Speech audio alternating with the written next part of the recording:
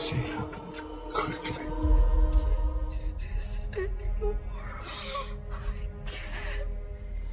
Hiding won't absolve your sins. I just want it all to be over.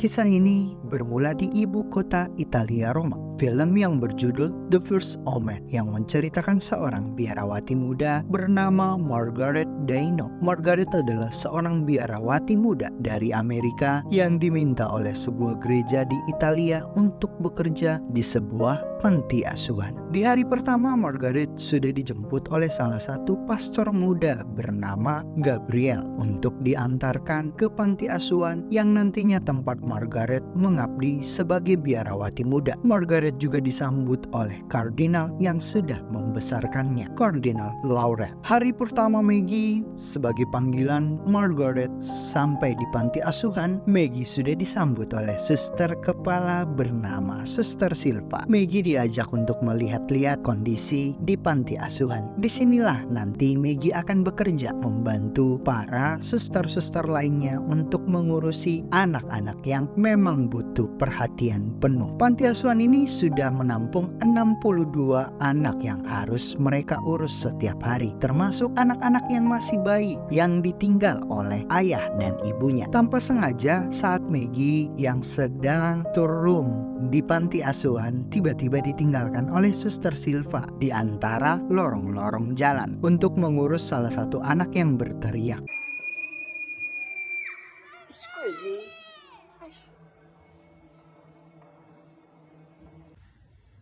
Hail Mary.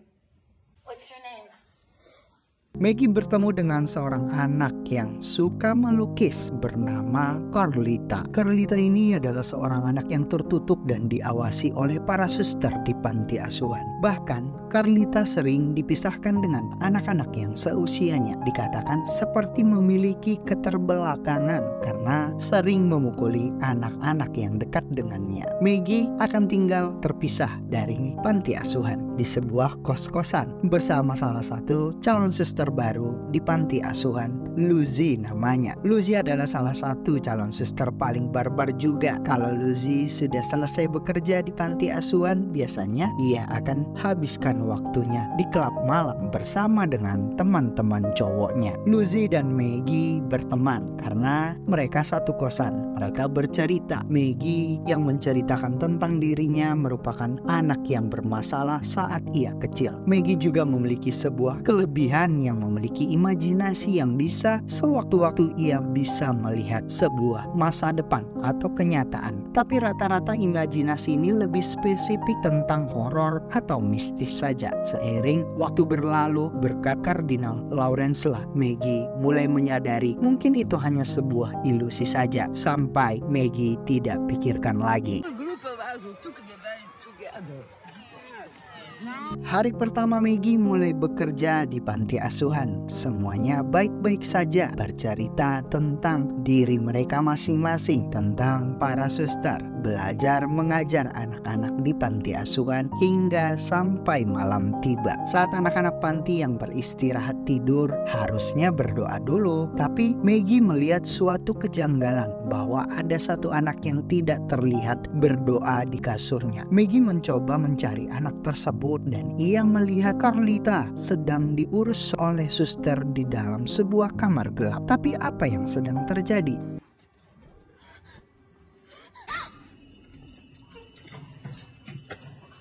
Muka Carlita yang menatap Maggie seperti minta tolong ke Maggie. Hari pertama Maggie sudah mulai merasakan aneh yang begitu mencekam buat Maggie. Setelah Maggie pulang ke kosan bersama Lucy mengajak Maggie untuk ke klub malam. Suatu hal yang sangat baru buat Maggie. Aktivitas yang tidak pernah ia ikuti selama hidupnya. Menggunakan pakaian seksi membuat Maggie agak canggung menggunakannya. Berkencan dengan pemuda yang yang baru ia kenal, hal yang belum pernah ia rasakan, menghabiskan malam bersama hingga Maggie dan Lucy lupa waktu.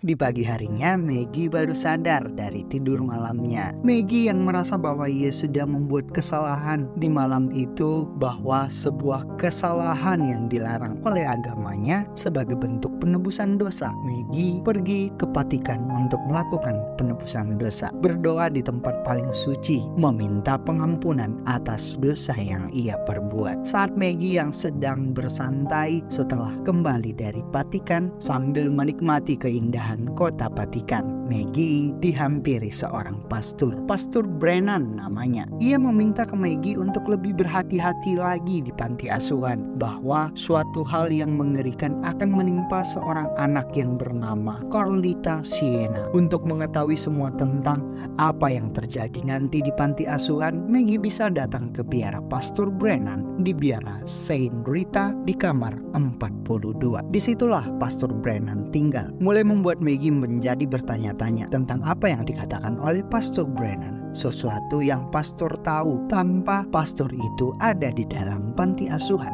Saat di panti asuhan, Maggie tidak melihat Carlita bermain di taman panti. Justru ia mengetahui dari anak-anak bahwa Carlita sedang dihukum di kamar buruk. Infonya, Carlita telah menggigit seorang pastor bernama Romano.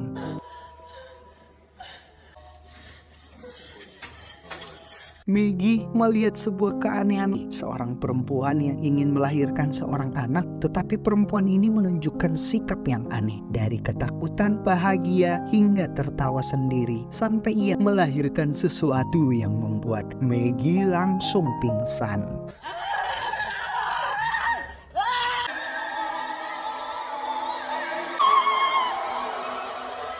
Apakah itu sebuah ilusi atau benar-benar sebenarnya terjadi? Maggie bisa melihat sesuatu yang tak bisa dilihat oleh orang normal. Mungkin itu terjadi. Keanehan lainnya di hari itu juga, Maggie melihat keanehan yang dilakukan oleh Suster Angelica saat mendekati Carlita. Beberapa saat kemudian, Suster Angelica menaiki lantai paling atas dan melakukan ini.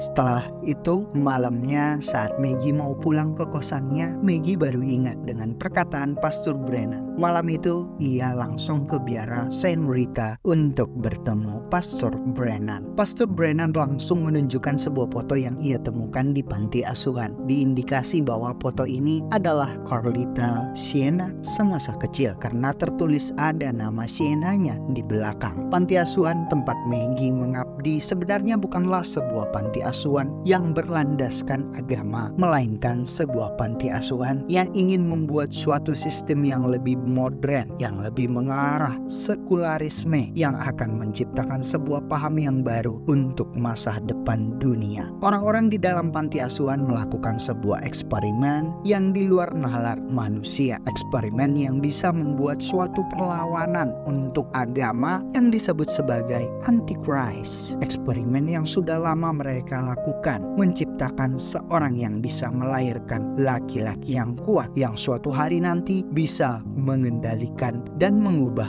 dunia. Dan kenapa suster-suster di panti lebih menjaga Carlita? Besar kemungkinannya karena Carlita sebenarnya sudah dipersiapkan untuk melahirkan bayi laki-laki sebagai calon Antichrist mereka. Jadi, jika Maggie belum percaya dengan apa yang diceritakan oleh Pastor Brennan, Maggie boleh mencari tahu di akta kelahiran Carlita. Dari dasar itulah nanti Maggie bisa mulai merundut semua apa yang dikatakan oleh Pastor Brennan. Pastor Brennan juga meyakini bahwa Carlita lahir di tanggal 6 bulan 6 di jam 6 pagi, yang artinya itu adalah angka iblis 666, yang angka ini tercatat di dalam tubuh Carlita. Apalagi sebentar lagi akan datang tanggal 6 di bulan 6 yang tujuannya eksperimen sebentar lagi akan dilakukan lagi. Brennan hanya meminta tolong ke Maggie untuk bisa mengambil berkas data diri Carlita untuk mengetahui cara orang-orang ini melakukan eksperimennya. Brennan sudah tahu banyak tentang eksperimen mereka, tapi ingin lebih detail lagi mengingat sebuah eksperimen dulu dimulai dari awal mereka melakukannya adalah mengawinkan seekor hewan zakal dengan seorang.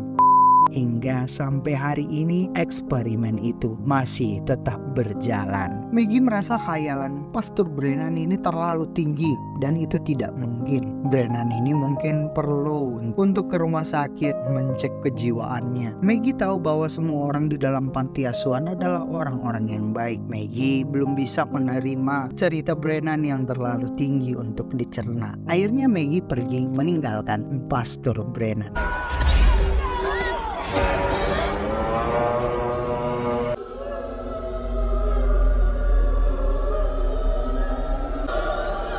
Silenzio.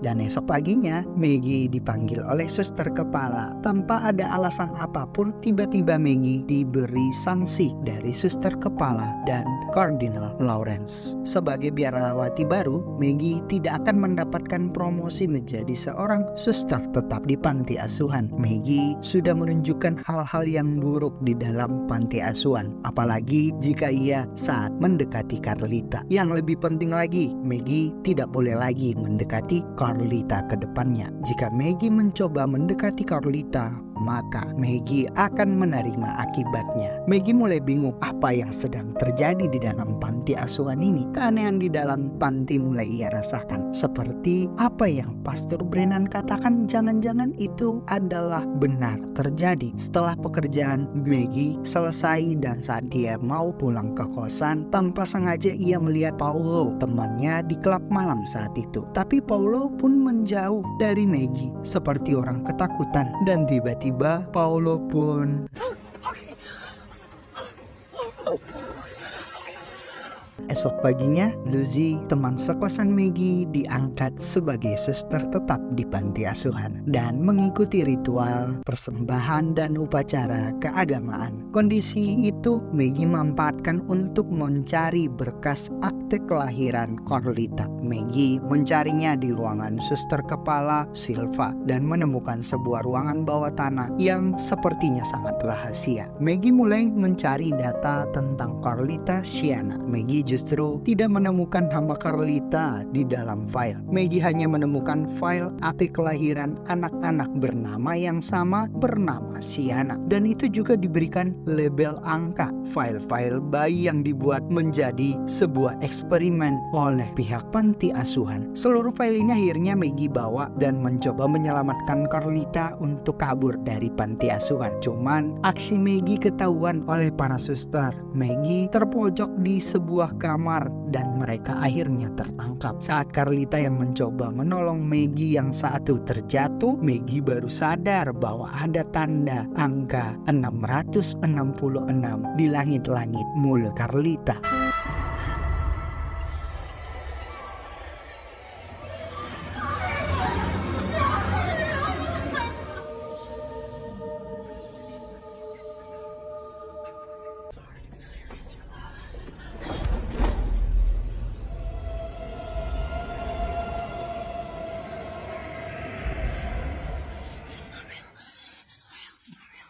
What's not real?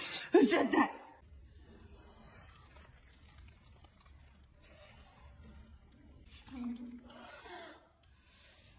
I'm so sorry. I'm sorry. Maggie dan Carlita pun dipisahkan, dimasukkan ke dalam kamar buruk. Malam harinya, Pastor Gabriel datang menolong Maggie sekaligus membawa berkas file-file Sienna yang sudah Maggie siapkan. Mereka langsung menuju ke rumah Pastor Brennan. Ternyata Pastor Gabriel ini adalah seorang kepercayaan Brennan juga yang diutus di dalam panti asuhan. Makanya ia bisa menolong Maggie saat itu. Mereka bertiga mulai mencari tahu seluruh hasil eksperimen panti bernama Sienna. Sienna yang merupakan sebuah eksperimen yang sudah berkali-kali gagal hanya untuk melahirkan laki-laki, justru mereka melahirkan perempuan yang rata-rata ada yang cacat, ada yang sudah meninggoy. Eksperimen itu rata-rata gagal dan hanya Carlita yang berhasil hidup saat itu. Carlita adalah calon eksperimen berikutnya untuk melahirkan bayi laki-laki Antichrist yang nanti akan diadakan di tanggal 6 bulan 6. Tapi Maggie mencoba mencocokkan foto yang diyakini Brennan selama ini adalah foto Carlita itu ternyata salah. Carlita itu tidak memiliki angka 666 di kepalanya atau di tubuhnya, bahkan ada di langit-langit lidahnya. Sementara foto yang ada di Brennan itu angka 666 itu ada di kepala. Secara otomatis bukan Carlita yang akan dijadikan eksperimen berikutnya. Tapi siapa? Mereka terus mencari data Sienna yang masih hidup di dalam file itu. Setelah sekian lama mencari, ada satu file lagi yang bernama Sienna eksperimen kelima dalam kondisi sehat, tapi fotonya hilang. Berarti ada 2 perempuan yang selamat dalam eksperimen itu. Sampai hari ini 2 perempuan ini masih hidup. Maggie baru ingat saat Paulo tewas tertabrak, ada suatu isyarat yang diberikan Paulo kepada Maggie, dan yang masih hidup itu saat Maggie sadar adalah Margaret Diano, Maggie sendiri.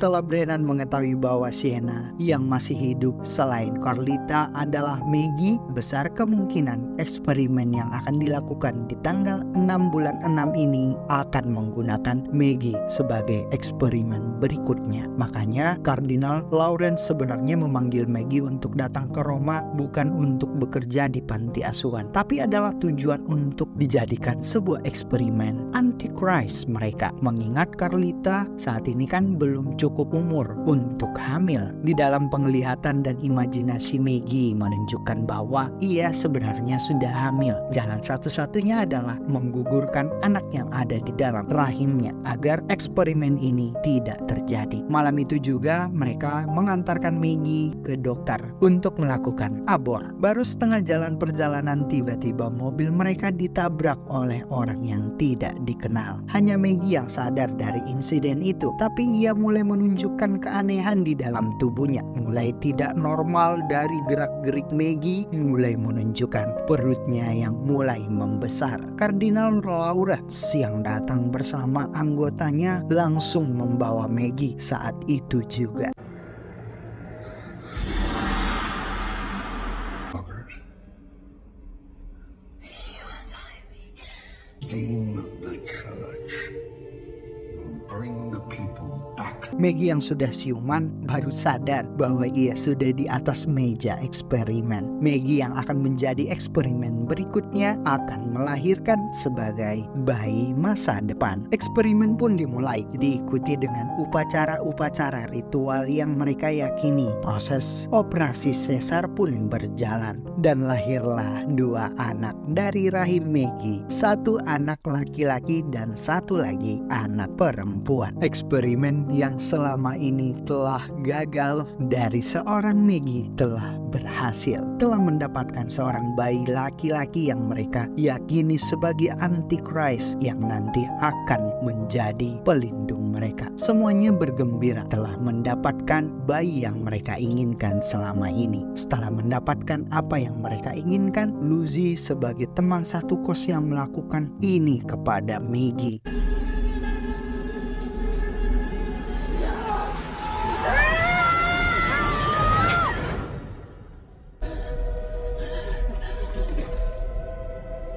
Justru suster kepala malah meminta membakar semua acara ritual, termasuk yang ada di dalamnya. Beruntung Carlita masih ada di panti asuhan itu, mengerti situasi yang Maggie alami. Carlita langsung menyelamatkan Maggie dan anak perempuannya ketika para pengurus panti asuhan meninggalkan Maggie, membawa mereka meninggalkan panti asuhan. Sementara bayi laki-laki yang mereka harapkan justru mereka bawa ke rumah sakit untuk ditukar dengan seorang anak yang berpengaruh di Amerika, yang nantinya anak ini akan diasuh oleh orang yang berpengaruh. Ia akan mendapatkan pendidikan dan kehidupan yang lebih layak agar menjadi pemimpin mereka di hari kemudian sebagai antikris. Setelah sekian lama Maggie dan Carlita meninggalkan Roma, Brennan yang mengetahui tempat tinggal Maggie, Brennan hanya memperingatkan Maggie untuk hati-hati bahwa anak perempuan yang Maggie besarkan akan menjadi sebuah bencana buat para orang-orang sekuralisme ke depan harinya. Sepertinya film ini akan ada kelanjutan untuk episode berikutnya, dan jangan kemana-mana, tunggu untuk episode berikutnya dan film habis. Terima kasih sudah menonton film Story NSTV. Film apa yang harus kami sajikan lagi untuk Anda? Mungkin horor lagi? Please komen aja ya, dan jangan lupa like, subscribe lebih penting untuk kelanjutan channel NSTV, dan bye-bye.